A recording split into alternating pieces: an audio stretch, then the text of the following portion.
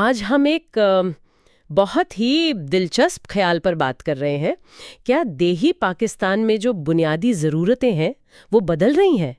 مطلب پہلے تو نعرہ تھا روٹی، کپڑا اور مکان، ہے نا؟ اب لگتا ہے کہ وائی فائی بھی جیسے اس لسٹ میں آ رہا ہے۔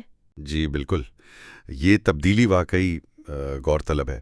ہم آج ایک تحقیق ہے ڈیجیٹل دیہات کے نام سے، اس کے کچھ نتائج دیکھ رہے ہیں۔ اچھا، جی، اس میں خاص طور پر یہی دیکھا گیا ہے کہ دیہی علاقوں میں انٹرنیٹ کتنا اہم ہوتا جا رہا ہے، اس کے اثرات کیا ہیں۔ تو آئیے اسی تحقیق کی روشنی میں سمجھتے ہیں کہ یہ تبدیلی، یہ شفٹ کیوں آ رہا ہے، کیسے آ رہا ہے، اور دیہاتی زندگی کے لیے مطلب اس کے معنی کیا ہیں۔ دیکھیں، روایتی طور پر تو آپ نے صحیح کہا، روٹی، کپڑا، مکان، یہی سب کچھ تھا۔ لیکن یہ تحقیق بتاتی ہے کہ آج کل کے جو نوجوان ہیں نا، ان کے لیے انٹرنیٹ کنیکٹیوٹی یعنی وائی فائی وہ اتنی اہم ہو گئی ہے کہ مطلب بعض اوقات وہ یہ بھی کہہ دیتے ہیں کہ بھئی مکان ہو نہ ہو، نیٹ ضرور ہونا چاہیے۔ واقعی یہ تو بالکل ہی نئی سوچ ہے۔ مطلب وائی فائی، مکان جتنا ضروری، یہ صرف یوں کہیں کہ ایک شوق ہے یا اس کی کوئی ٹھوس وجوہات بھی ہیں؟ نہیں، شوق نہیں ہے۔ اس تحقیق میں اس کی وجوہات واضح کی گئی ہیں۔ مثال کے طور پر تعلیم کو ہی لے لیں۔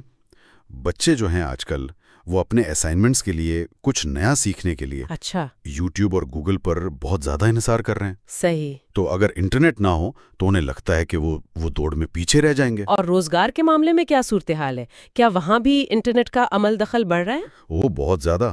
اس رپورٹ میں تو بڑی دلچسپ مثالیں دی گئی ہیں۔ اچھا، جیسے ایک درزی ہے، وہ فیس بک پر اپنے ڈیزائن دکھاتا ہے اور وہیں سے آرڈر لے لیتا ہے۔ اچھا، ایک نائی ہے، وہ ٹک ٹاک پر ہیئر سٹائلز کی ویڈیوز لگاتا ہے اور مطلب مشہور ہو گیا ہے۔ واٹس ایپ بزنس تو خیر ہے ہی، چھوٹے موٹے کاروبار کے لیے لوگ اسے خوب استعمال کر رہے ہیں۔ یہاں تک کہ کسان بھی وہ اب واٹس ایپ گروپس میں فصلوں کی قیمتیں اور دوسری اہم معلومات ایک دوسرے سے شیئر کر رہے ہیں۔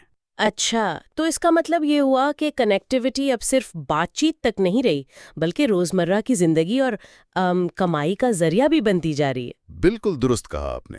اور دیکھیں نا، جو لوگ باہر ملکوں میں کام کرتے ہیں، وہ ویڈیو کالز کے ذریعے اپنے گھر والوں سے ایسے جڑے رہتے ہیں جیسے وہ وہیں موجود ہوں۔ جی، تو وائی فائی اب صرف انٹرنیٹ تک رسائی نہیں ہے، یہ علم کا ذریعہ ہے، روزگار کے مواقع ہیں، دنیا سے جڑنے کا ایک دروازہ بن چکا ہے۔ اس تحقیق میں نے پڑھا وائی فائی کے لیے ایک بڑی مزیدار تشبیہ بھی استعمال ہوئی ہے، ڈیجیٹل چولہا، یعنی ایک ایسا چولہا جو کمائی کا کھانا پکاتا ہے۔ جی ہاں، اور یہ تشبیہ صرف مزیدار نہیں، میرا خیال ہے گہری بھی ہے۔ یہ اس طرف اشارہ کرتی ہے کہ انٹرنیٹ اب ایک بنیادی ڈھانچے کا حصہ ہے جو معاشی فائدے دے رہا ہے، اور شاید اس ڈیجیٹل چولہے کا مطلب صرف پیسہ کمانا ہی نہیں، بلکہ گاؤں کے اندر معلومات اور اختیارات کی جو تقسیم ہے وہ بھی بدل سکتی ہے۔ تو اگر یہ اتنا ہی ضروری ہے تو اس تحقیق میں آگے کے لیے کیا عملی اقدامات، کیا تجویز دی گئی ہیں؟ دو بنیادی باتیں ہیں۔ پہلی تو یہ کہ اگر کسی گاؤں میں انٹرنیٹ نہیں ہے نا، تو اس کا مطالبہ بالکل اسی طرح، اسی شدت سے کرنا چاہیے جیسے اسکول کا، سڑک کا یا بجلی کا کیا جاتا ہے۔ صحیح، یعنی اسے اب لگژری نہ سمجھا جائے۔ بالکل، اسے ضرورت سمجھا جائے۔ اور دوسری بات یہ کہ جہاں انٹرنیٹ دستیاب ہے، جی، وہاں اس کا بھرپور فائدہ اٹھایا جائے۔ لوگ یوٹیوب سے، گوگل سے، حتیٰ کہ چیٹ جی پی ٹی یا اردو اے آئی جیسے جو نئے ٹولز ہیں، ان سے نئی چیزیں سیکھیں، اپنی مہارتیں بڑھائیں۔ تحقیق کا نچوڑ یہی ہے کہ جو آج نیٹ سے نہیں جڑا، وہ دنیا سے پیچھے ہے۔